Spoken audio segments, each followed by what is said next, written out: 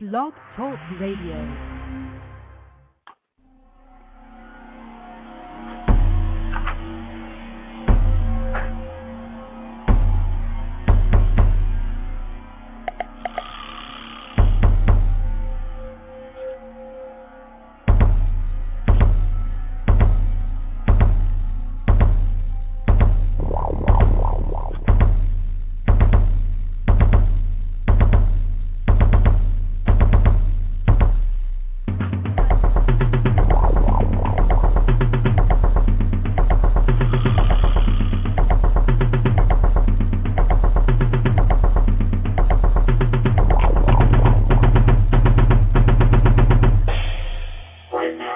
Nightmare. Saturday, 1 p.m. Eastern Standard Time, and you're listening to the Ooze with your host, Venger, and the Beats. Hey folks, thanks for tuning in. I'm Bucino. This is my co-host, Venger Satanus. Venger, how are you today? I'm good. How are you? Well, I'm good. I guess that's the short definition. It'll work. A little bit mellow, a little bit distracted, but ready for a good show, so let's get it on. A good show? Oh, crap, I'm in the wrong place. Yeah, well, I think we tried. Just kidding. Yes, I'm in a mood for a good show, too. I think this is going to be just as awesome as the previous two looks into objective reality, so I'm excited with that. We've already got Darkfool with us, and hopefully, I guess, one or two other people, right? What's going on, guys? What's up, Darkfool? Hey. Looking forward to a great show, man. That's what's up. Good. So, Darkfool, what have you been up to lately? Oh, man. Enjoying the summer. Beautiful day outside. A lot of weddings, actually. You mentioned it. I've been to a lot of weddings. I got one I'm going to today, as a matter of fact. Okay, cool. Are you in California, or where? Yeah, California, man. The place to be. Has it been really rainy where you are, or is it just Wisconsin? Just Wisconsin, as far as I know. I mean, it's been just beautiful sunny weather, man. Okay, because we get on and off rain and sun. This has been the rainiest season since I don't know when. Like every other night, seriously, it's a thunderstorm. Like every other night, and then every other or third day, it's raining all throughout the day. And then the other days, it's scorching hot, and extremely humid and muggy, and really kind of crappy. So the rain, when it's raining, is it hot, humid rain? Yeah, mostly. I guess when it's raining at night, it's down around low 60s, high 50s maybe. So, but I'm usually not out at 2 in the morning when it's thunderstorming anyway. So. Dude, that's terrible, man. I can't stand the humidity, man. On the East Coast. Pretty fucking humid. But hey, at least good ritual weather for the night, because what better time or more appropriate setting to have some sort of dark ritual than in a thunderstorm. So that's pretty cool. There you go. Yeah. Very cool. Anyway, maybe we should get to the topic at hand. Zeno, do you want to start us off? Actually, I was kind of interested to see if Darkfool had something different to bring to the table other than what we've been discussing That's true. the past few days. Yeah, you're kind of a new addition to the topic, so yeah, why don't you go on for a bit? Start ranting, Darkfool. All right, well, I wouldn't exactly say I'm a new addition. I've been a listener since part 1. So, I've just been, kept quiet and just kept busy. It's been busy in my life, but, with the topics has been getting so good that, just part 3, I can't believe it's, like Bucino said, I can't believe that it's gone on this long to even make a part 3, you know what I mean? Yeah. It's a great topic, and I made a video, because I didn't want to take up too much airtime, but just to recap it a little bit, I believe it's a very interesting paradox objective reality, it's like I see a dualistic nature and a holistic nature within it as well. Mm-hmm. You know, like what Jason... I'm sorry, go ahead. Oh, go. No, please. Actually, you were getting ready to answer what I was going to ask, so. Oh, all right. Well, what Jason King brought up in the last show about there being two poles, I see that as very true. You know, it's like, you know, they're very symbiotic, subjective reality and objective reality. And, you know, I see what happens to one affects the other and vice versa.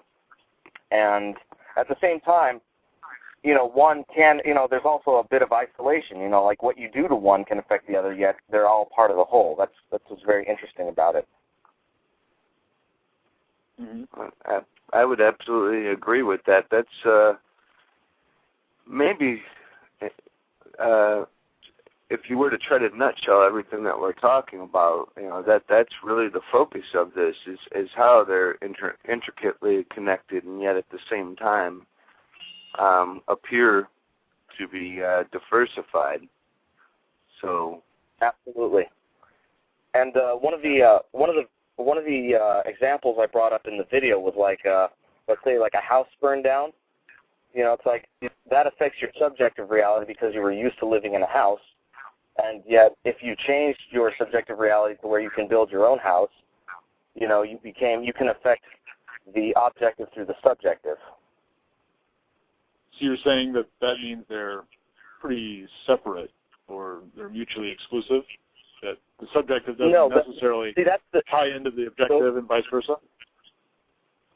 Well, no, they're part of the whole, but that's what's interesting is that they're, like, one can be isolated from the other. At the same time, they're both, how should I say, symbiotic. Okay. You know, like, for example, if you change your subjective reality, you can change the objective. Right. And that's actually where I would agree. Where I would agree with I would actually agree with the Kino on this one. Okay, and that is.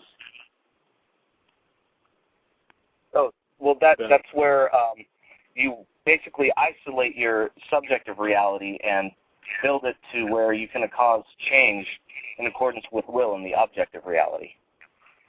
Okay. See, there's another kind of interesting thing that goes on top of this because, you know, I'm all for the idea that by you know, shifting certain things within your subjective reality, you can ultimately manipulate the objective reality. But the problem really lies in this: things are constantly happening, and most of those things can't be directly controlled by you all the time. Like, for instance, say my brother, he was very suicidal all the way up until his mid-20s.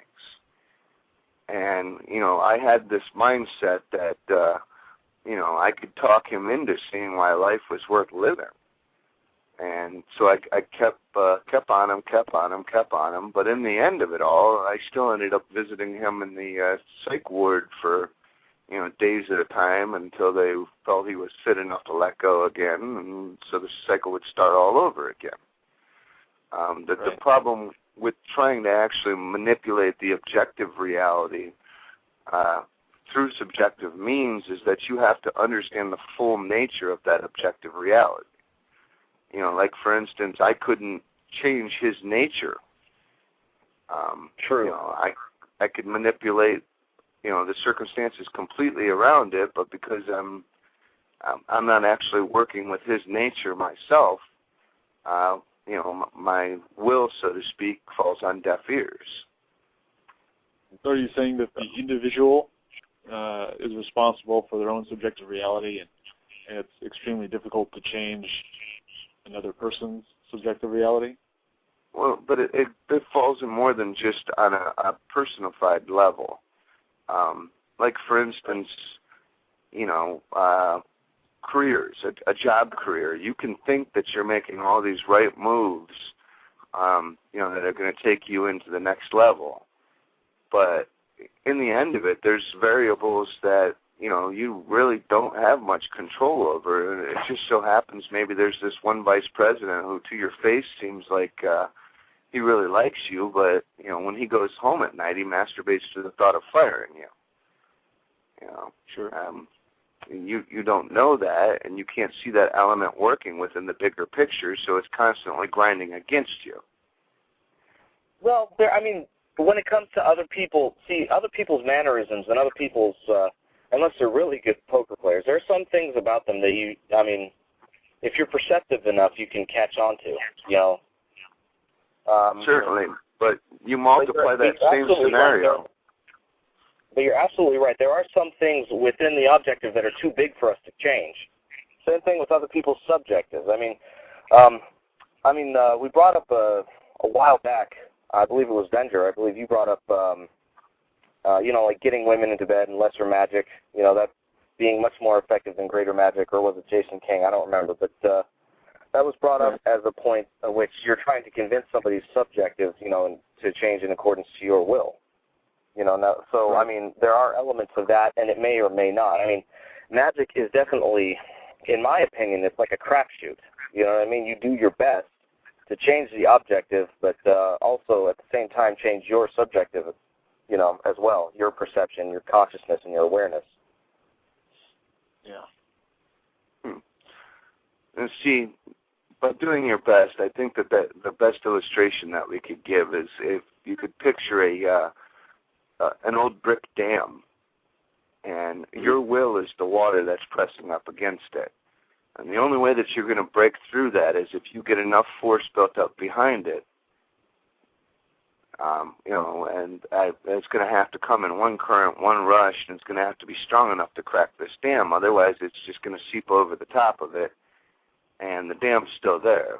The current will happen for a little while, and then, the rush is done, when the momentum has been exhausted, that dam is still back there. There's another option.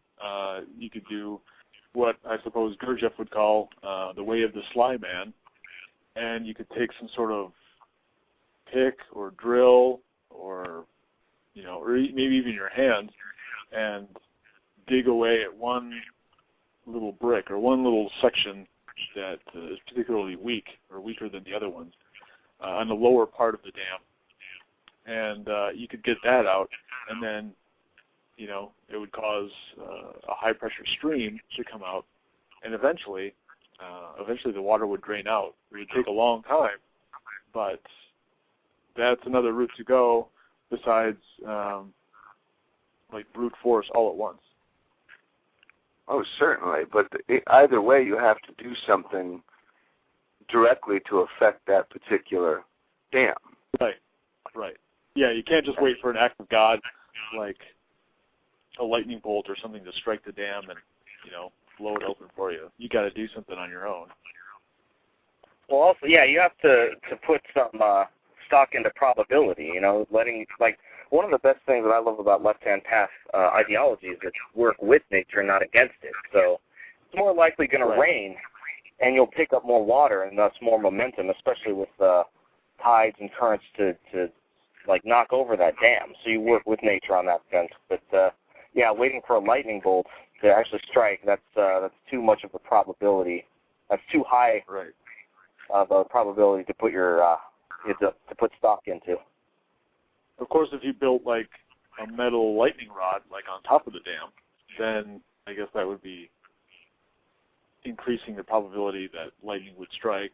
I don't know what the effect would be of lightning striking a metal rod connected to a dam.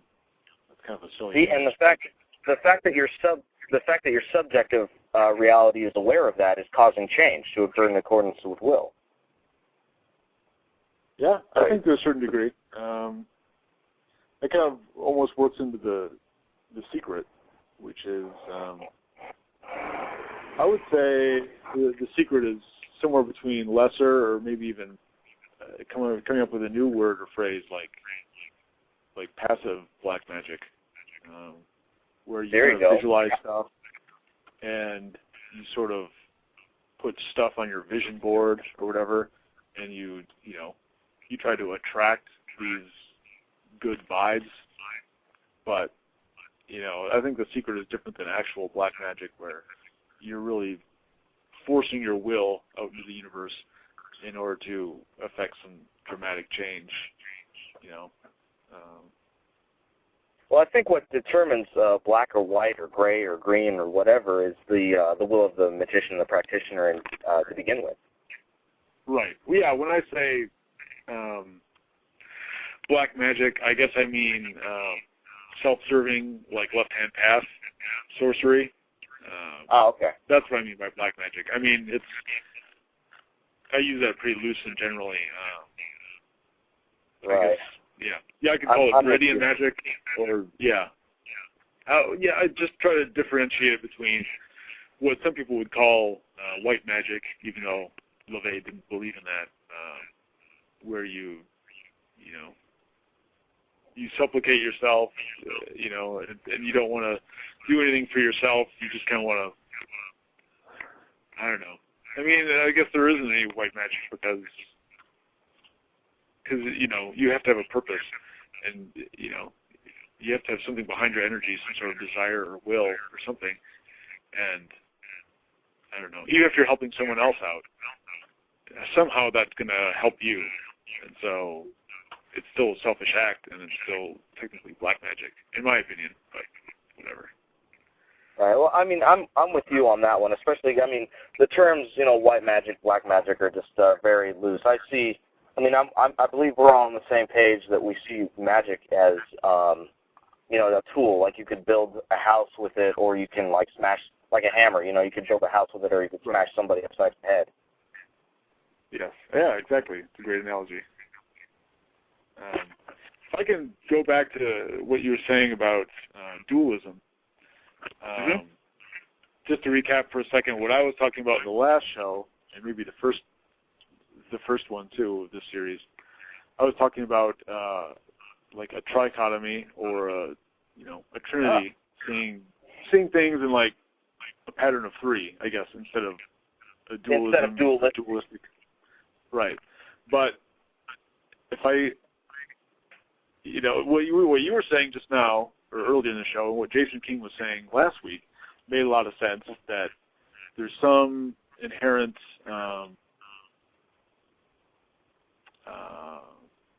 need to create a polarity or a dichotomy in our thinking and how we view reality.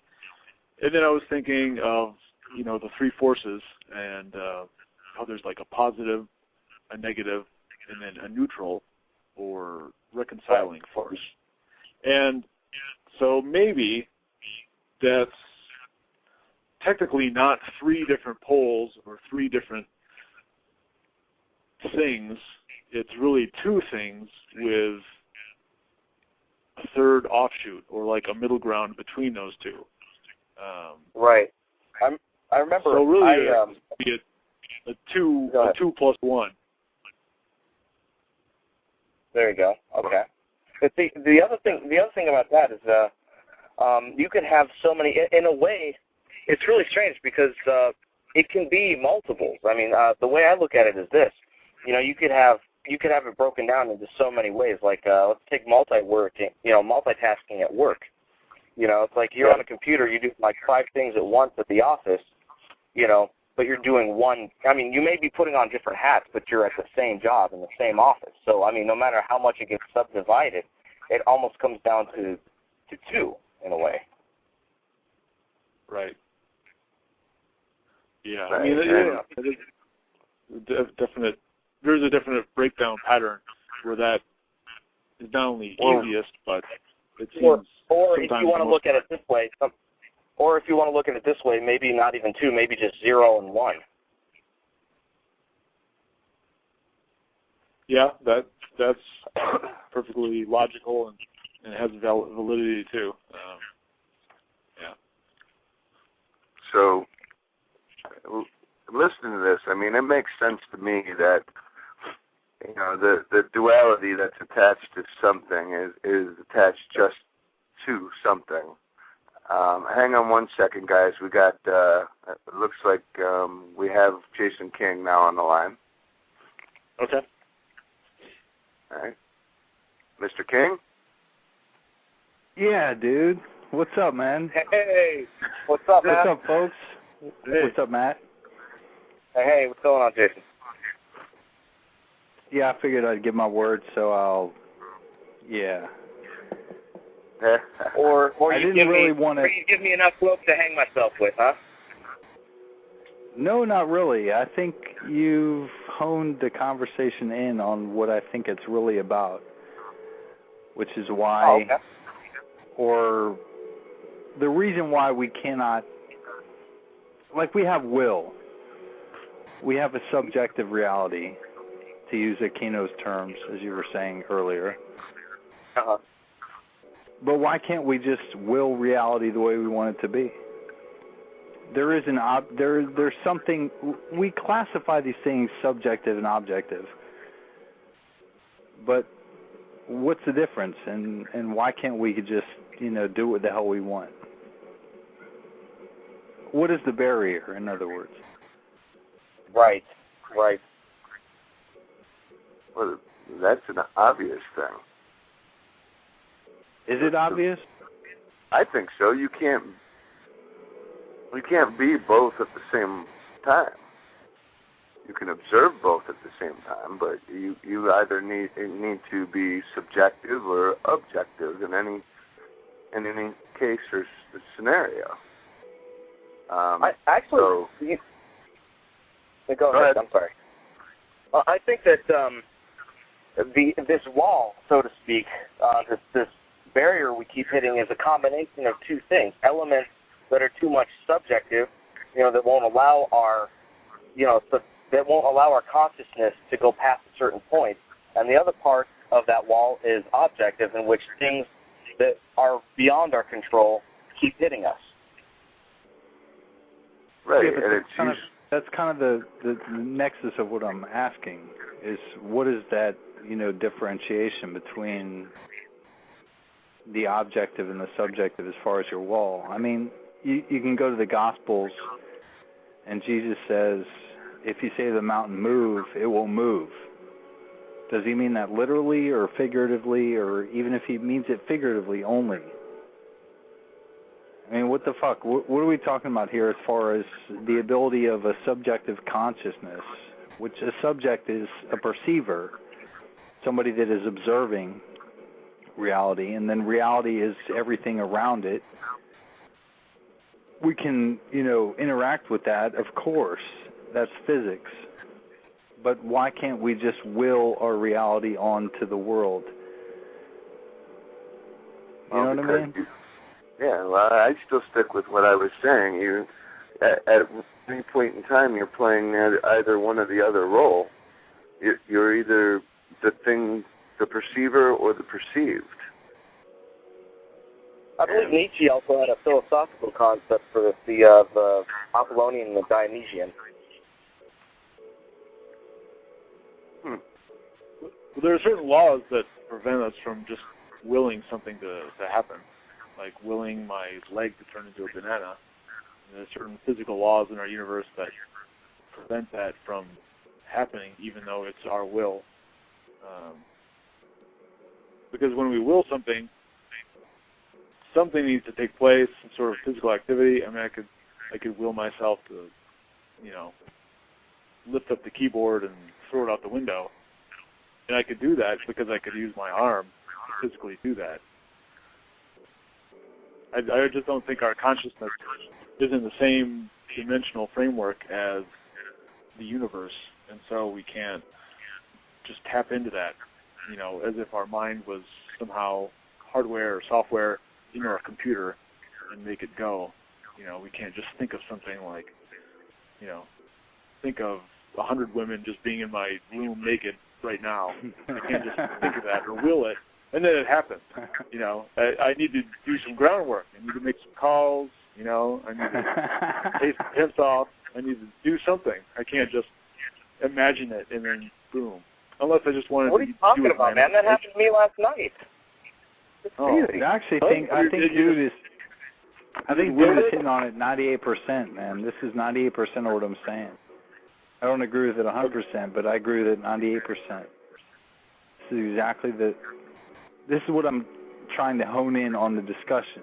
The discussion we're having is the difference between the subjective and the objective, and why can't the subjective affect the objective as though it were pure will? I'm not asking that as though I'm an ignoramus and I just don't understand why. I'm asking it as food for discussion. Right. And I think, Venger, you hit it right on the fucking head, man. Is that there is a disparity, there is a disjunction, in a sense, between what we call the objective pole and what we call the subjective pole. Now the real question is why? Why is there that disjunction between the two? I mean, if you talk to people like John Alley and, you know, these fucking wishy-washy fucking wishers that think, like even The Secret. I think The Secret is a bunch of bullshit, dude. For the same reason. I heard it here first, folks. I think The Secret is a watered-down version of what left-hand practitioners do anyways. Well, of course, but it's still bullshit, man. I'm sorry, man. I have to call the spade, man. That's what it is, dude. It's bullshit. Well, like you want something, like you some put people that can't take. It's a tooth fairy. It's a tooth fairy fucking spirituality. Take the tooth out, put it under your pillow, and then what? The people that can't take the full left-hand path ideology, or you know, the adversarial current, or satanic gnosis, or whatever you want to call it. The people that can't do that, it's too. Well, you know, maybe it's like a gateway drug or the left-hand path. I don't know. No, I would actually disagree with that, because if you look at The Secret, it's far more successful on the mundane level than I ever will be, probably, at least in my lifetime. Okay. And that's the question to be answered. That's a different question. It's not the question we're talking about now. Right. That's a different question as to why people prefer... Secret. Go ahead. No, you go ahead. Well, The Secret is very right-hand path, and it appeals to people's already preconceived notions. That's part of why it's been successful. It's just peddling, you know, it's a different package for something that's already been put out there. I totally agree. I don't agree with the fact that it's right-hand path, because, this is my little disclaimer. I haven't read The Secret. I just have here and there assimilated fragments where I think I know what I'm talking about, okay? But from what I know, The Secret is, it's about getting what you want. It's not about servicing the universe and God. It's about, it's about getting paid. It's about finding your own path and making That's true, things but have you ever heard of, I hate to cut you off, but have you ever heard of something called prosperity theology? I never have, no. Okay, within Christianity, there's actually a whole subset of people that believe in this. They believe if you put the fucking tooth under your pillow, you're going to get the fucking nickel, or whatever. Wow. They really believe that. Seeding, everything else. I mean, if you watch these preachers that come on TV, they come on TV all the time, like Creflo Dollar, and I mean, there's hundreds of others like them that say all you have to do is tithe. If you just tithe, give 10%, then you'll get back that and then more. It's right. the same what you put out in mentality. the universe is what you're going to get back. And in fact, Christianity's whole basis that you're going to get, it's a pie in the sky. You know, you're going to get a reward in heaven, you know, in the afterlife. Not this life, but the afterlife. Yeah, prosperity theology actually turns that on its head and says that, you know, the true follower of the Lord will be successful in this life and in the next, which kind of nullifies Christianity. Don't get me wrong. I mean, it's kind of silly. I mean, okay, you and I, Matt, we understand. We know a guy named Tim, and he hates this shit too. There's something out there. It's something out there just like the fucking snake handling cults and all that other bullshit within Christianity. It's a perversion of their message, but what it's saying is that if you just have faith, it can move mountains. It can move mountains of gold. In this case, you know what I mean? Right. And that's what this whole mentality came out of, which is why Oprah Winfrey is so like positive on it, and why all these other fucking people that are nominally Christian are so positive on it.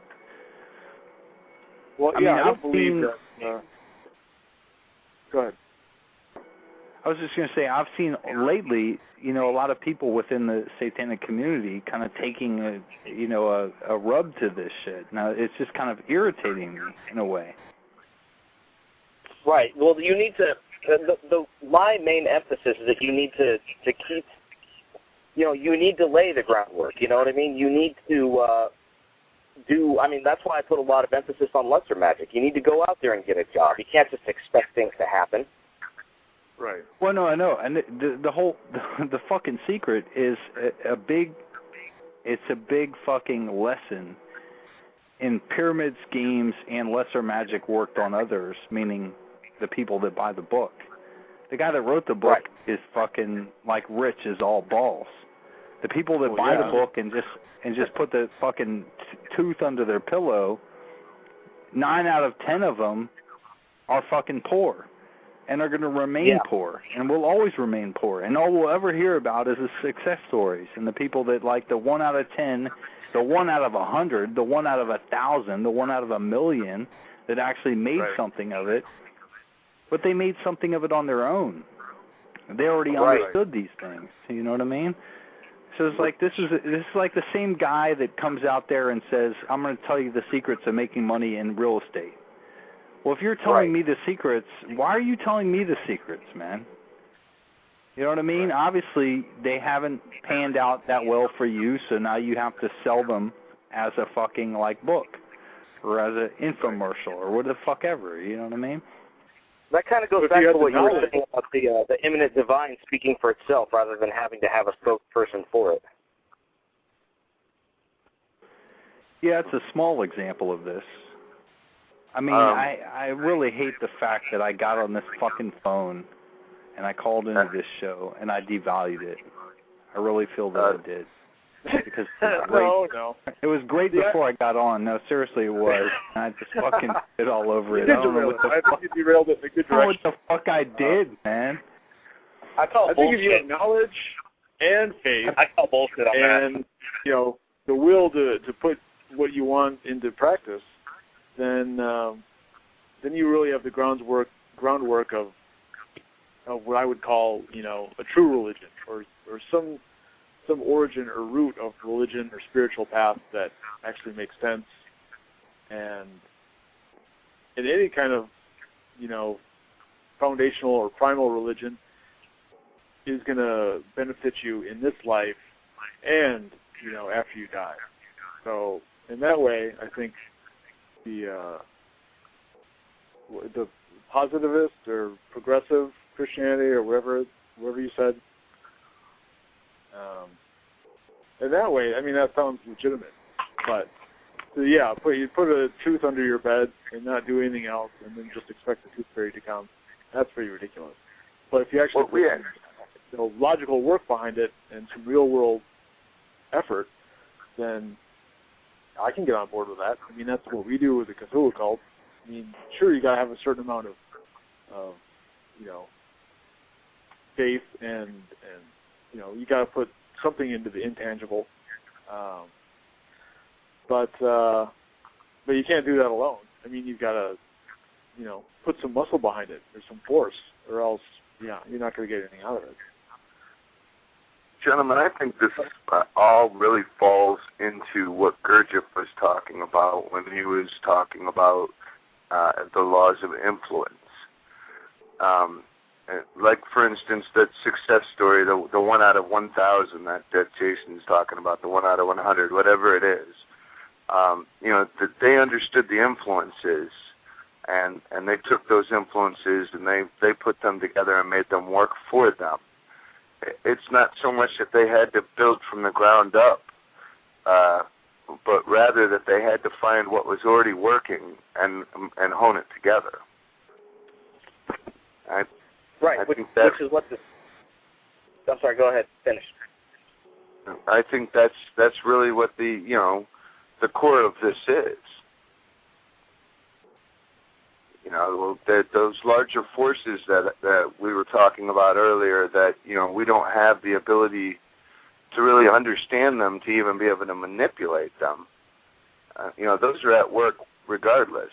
It's just when you find one and you do have an understanding of it, and you know how to make it work with what you're trying to accomplish, you can achieve these small things. Sure. Like, to me, monetary gain is a very small thing, because if tomorrow somebody declares that money's worth nothing, right, well, then you don't have anything at all. Right. Or if you took they that already money, have. invested it unwisely. What's that? Like, let's say you had this awesome business that was short-lived, but you made like $500,000, and then you put that $500,000 into EP stock or something like a month ago, and then let's say you're down from $500,000 to like $50, which is ridiculous, but let's just say it happened. And I mean, that's just the same as everybody declaring, oh, American money is no good now. Basically you lost the money. And so what was, how much power do you have with the money? But also, let's look at what money also represents. Money can not just represent monetary gain; it also represents power and influence, the ability, to have more options available to you. Right. So I mean, by wishing for money, even though it may seem minor at first, you can actually do more with it if you're fully conscious of its possibilities.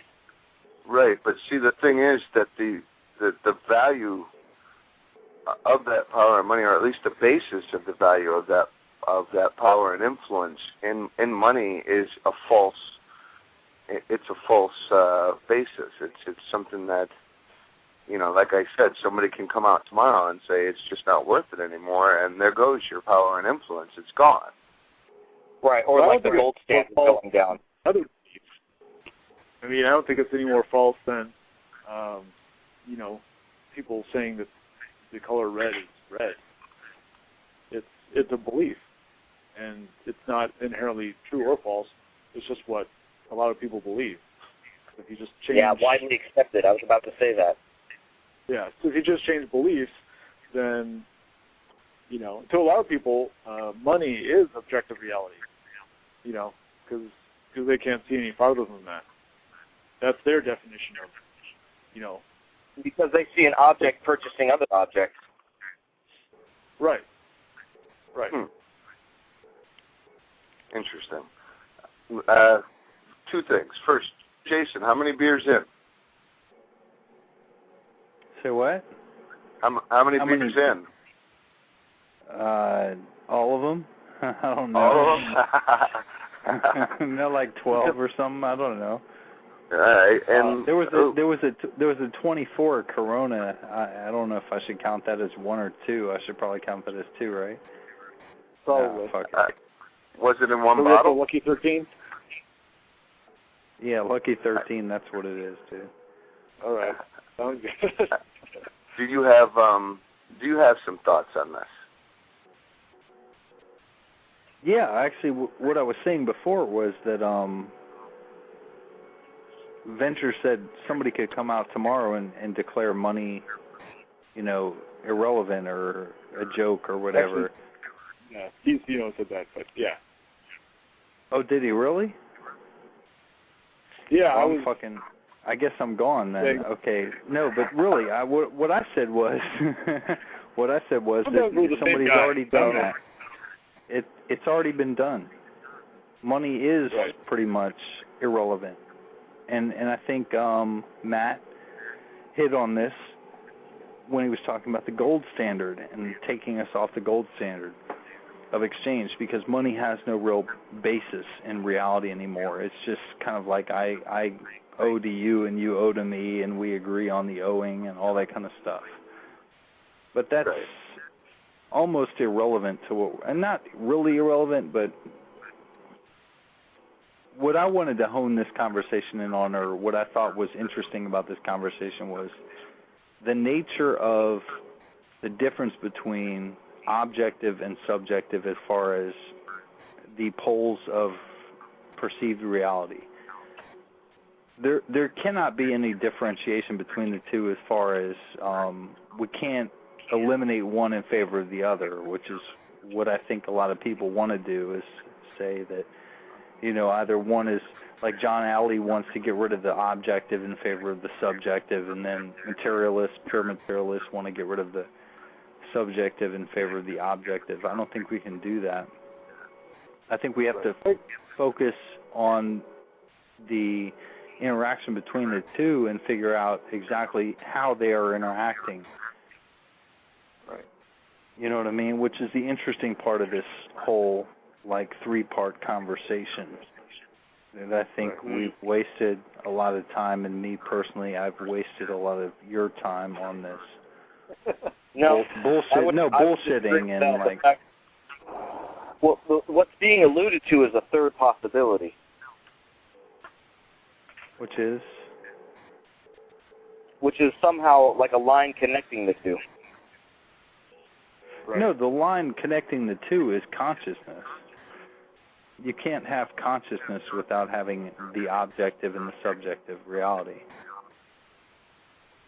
The question is, how do they differentiate, and how then do we use that to move forward? Like, I listened to the part of the conversation before I called in, and it was like you were talking about magic and what does magic do, and we're often posed with this as magicians. Like, well, if you're a magician, then why can't you just, like, you know, cast a fireball or some shit like that, some dumb shit like that? Or, you know what I mean? Why can't you just, like, create $1 million or something like that? Although those questions are silly on the face when they're asked, they pose a more serious question underneath that most people are oblivious to, because they just take those as being trolls and say, fuck it, they're trolls, I'm not going to answer that question. No, but there is a real question underneath of that, which is, we have will, we have a magical will, capital M, magical will, we have that. Then why is it that we are not creating aeons and paradigms completely, just willing them into existence and having them be what they are? Why does there need to be work, capital W, involved? Why is there that objective component, and what level does it take in the whole process? You get what I mean? We were talking about a dam earlier. We were talking about a dam earlier, and I see that as like preconceptions, you know, to break through. I agree entirely. I see this universe as a prism, and that's why our consciousness and our magical will is like extremely limited and confined, and you know, we have to work within all these silly laws and rules of the universe in the world. Okay, it's a prison. We can't really do much. It's a prison created by who? Who created the prison? Well, I guess I would say by the lesser gods of the earth, by whoever created the prison, the demiurge. I mean, we kind of allow this prison to be around us because so many people are, I would say, asleep or, you know, not paying attention or living mechanically. But so the people are the part of the problem, the prisoners, but except for the ones that want to escape. But it's whoever's running the universe, whatever gods or entities or forces are created the universe or our world and are keeping us here and keeping things in motion, keeping the rules in the game. That's, you know, those are our prison wardens. That's who's keeping it the way it is. And I want to break out. You said prison wardens. Do you actually believe that? That sounds like a David Icke or like a Alex Jones or something like that. It does, but I'm not saying it in like, there's this guy, there's one fucking guy. I know what you mean. It's he's Gnostic. Like, you're talking behind the chair, and he's actually doing it. I just mean, I mean in a more vague, metaphorical, like, sense. No, but you can't mean it vaguely and metaphorical if the actual prison is real, can you? I mean, it's got to be pretty real to have a real effect, right? Well, it depends on what you mean by prison and what you mean by real. If there's any prison that I see it as consciousness itself. I think that the more you break that down, the more you can push past barriers. Oh, but you can never, like, I don't care how conscious you are, Gurdjieff himself couldn't, like, point at someone and, like, shoot a fireball out of his hand. Or he couldn't, like, turn day into night. He could do a lot of stuff, a lot of lesser black magic, a lot of greater black magic, you know, especially if he honed his will and, you know, created some force within himself. He could do some cool, crazy stuff. But our consciousness in this prison can only go so far. It can't go beyond certain laws. And, you know, that's one of the reasons I think it's a prison. It's because, you know, there's a lot of rules, and it keeps us grounded. And we're not really free to do what we want. So in that way, I see it as a prison. I heard a major disagreement on your part, Jason. Say what? I heard a major disagreement. A loud no. Say what again? Top no. Anyway, so yeah, talk about this and let me hear what you guys have to say. Cause sure, I could be wrong, I guess, but that's just the way I see it. Actually, I disagree with you almost. Not. I don't disagree with you per se, but what I'm saying is, if you have these categorizations of reality, like there's all these rules and you feel imprisoned and all this other stuff, then the question becomes who's doing the imprisoning and who's making the rules. Right. If you can't answer that question definitively, then you have no concept really of reality. Then you're just kind of wishing something was other than what it is. And we all do that from time to time. Or how can you definitively categorize something that you have nothing but circumstantial experience with? Or you know, you can understand it on a tangent or an adjacent kind of level, but you don't have any direct experience with whoever is controlling the prison or creating it or running the prison wardens, or, you know, the prison rules or the bars on the cell.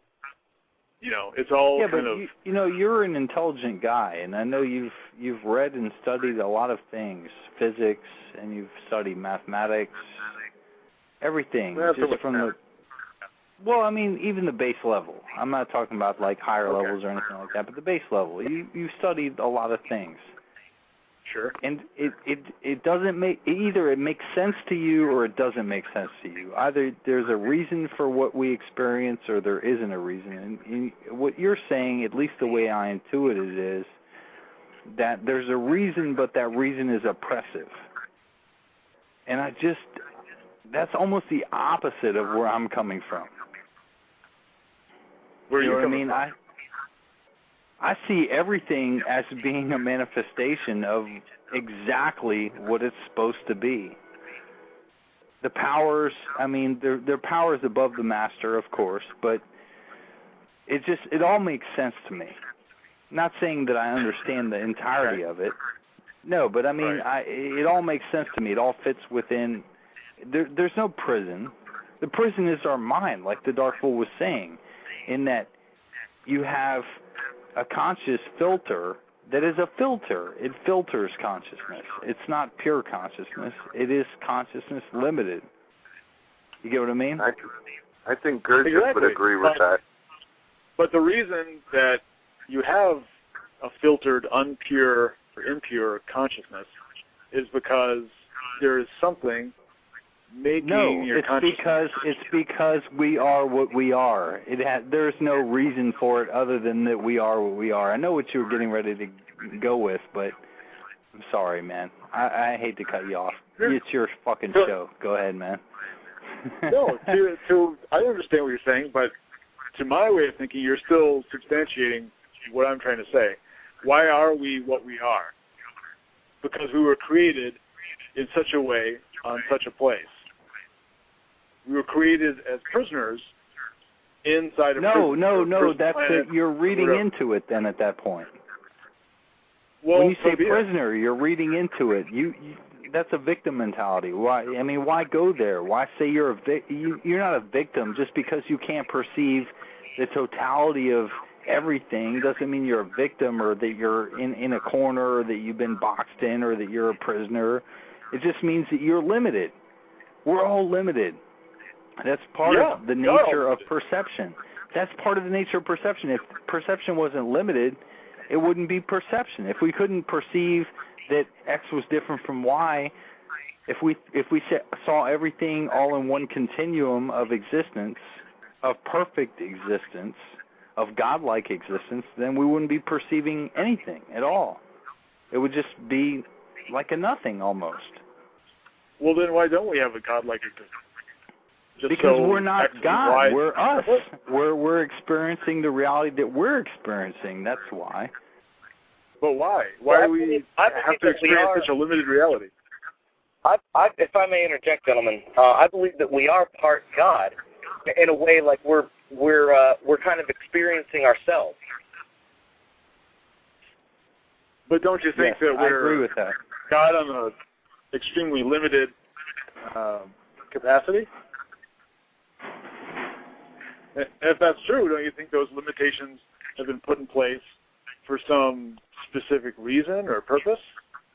Yes, to understand. I mean, from our limited perspective, we push past that and we grow more of an inner knowledge of ourselves and of our surroundings. So it, in a way, I think we have potential to understand, but you know, people by and large can't really do anything, and they don't even really have consciousness. They just live not true. automatically. Everything is consciousness. You can't say something has no consciousness. So you can't do that. You're violating one of the main rules. Well, what I'm saying is it's not conscious. I'm saying that why not? It might have some degree of consciousness, but it's on a very limited, lesser degree. Who are you to judge what is conscious? I just look around, man. I just look around and I see what I see. I interpret it the way I... Yeah, just I'm like a judge me. of No, my own I'm a judge too. I judge shit just like you do. I'm just saying. I figured I'd throw that out there. I just, that was one of those fucking tools. That's cool. No, but hey, you're probably... Beast, you've heard me go on and on. You've read all my stuff. You know, we think a lot of times on the same level. A lot of times we think on different levels, which is awesome. What do you think of the discussion? You know, well, do I have it wrong in some ways, or what's your the issue here is exactly as everything else that we've all been discussing throughout all of these things. We're all really talking about and trying to describe the same thing. That the problem is that perception happens. And no, okay, we're on something new now, though, Beast. Yeah, I understand, but I want you to focus on the specific thing that I was just talking about, and what these guys. Actually, he's on point. He's completely on point here. Yes. Okay. And to build on that, when we all see something in the objective, we're all going to see it. We may see it, but we're seeing it from different angles because of perception. Right, and what I'm saying here is that the sleeper, the man that isn't conscious, he is experiencing a level of consciousness, but it's not a higher level of consciousness. It's more what you would assume that a dog or a cat has. You know, he's not pondering the end of time. Now, I mean, maybe I'm not answering your question because I don't understand it specifically. No, you're starting to. But why? Okay, why is it like that? Why is a man frequently on the level of, a dog or a cat rather than on the level of someone that's using the higher areas of the consciousness? Well, because it's a matter of perspective, and perception itself is something that's developed. It's something that's grown. Okay, so why are so many perceiving people underdeveloped? Why are they? Because they don't realize that it exists. I mean, you why can't. Is that? Why don't they realize it exists? Because they're asleep. I mean, that's exactly. I agree with that. Why are they asleep? I think because they don't understand what's out there, that they don't pay any attention to it. It's, think about it this way. If you had a 50 megaton nuclear explosive sitting in your living room, but you had never seen one and didn't know what it was, over time at first you would go, oh, what's this? And you would look at it, but over time, as you kept walking past it, eventually it becomes like that knick-knack sitting on the shelf. You're not really even aware that it's there. And it's the same thing. That's why children... So why is that awareness hidden from us? That's a good question. I honestly cannot say that I can answer that. Okay, well, I'll answer it for you. How about I answer it for you? My opinion is I that think it's hidden by design. I think it's more of a fact that it's hiding in plain sight. But you're the one, it's really your consciousness that's hiding it. Okay, but that's yours. I keep begging the question, why is that? I'll give you the answer to that. Let me give you the answer to that. Why is that? Okay. Evolution. Yeah. Evolution, okay. The conscious filter that we call the brain, that filters consciousness, capital C into small c, into big M into little m mind, has deigned that because of the way the world is, that it's survival of the fittest. So you don't necessarily need to know the square root of pi in order to fend off a tiger. If you had to do that, then maybe you wouldn't be fending off the tiger, and then you would die. So you don't pass your genes on, etc. Say what? But the human consciousness is the one thing that human beings have that all other life on the planet does not have. That's our one evolutionary strength. So that doesn't make any sense for it to be so underdeveloped in so many people. It's not underdeveloped. It's exactly developed. It's exactly developed as it should be. Then why is it so limited with so many limited people? According to what? You mean you can reach for the stars, but you can't grab them? Is that what you're talking about? I'm talking That's about the beauty. Actually, Venger, that is the beauty of our consciousness. Don't even realize 90% of the people on the planet don't even realize the metaphorical stars that are out there. And we're starting to run out of time. I got about 2 minutes here, guys. So this let me has got to be quick. A part 4, motherfucker. We ended up right where we began, man, with objective and subjective. I mean, there's objective evolution and subjective evolution. Exactly. We ended right where we began, and we will always do so. This can go on forever. Seriously, it could. It certainly could. Great. Let me just this has been one of the greatest something. shows, if I may say so. Yeah. Well, thank you. I agree. Let me answer something, gentlemen, before we wrap this up. The answer, I believe, that maybe not that Venger necessarily was looking for, but the one that is warranted is because we need to do the work. That's the answer. That's how consciousness develops. That's how evolution happens. You do the work, and you evolve. But I think for people to understand why the work is important, they need to see why it's important. Right. Well, we have a minute left, Derek, and I know, Venger, I'm sorry, and I know that we had intended to finish this show off a certain way. We could maybe come up with another category for next week that'll stray just a little bit from this, but give us more of a chance to, delve into this subject in a different direction. I think I have an idea, so we'll see. I have a couple of my own as well. I would love to discuss this with you too. Okay. Okay, great. on that, do you have anything else to say, Mr. Dishaw? I think we kind of ran out of time this time. I'd like to postpone. Okay. We'll hit up Lucky 13 another time. That sounds good. Okay. Yeah, thanks, guys. It's been a great show. It has. You're welcome. Thank you. Thank you for having us.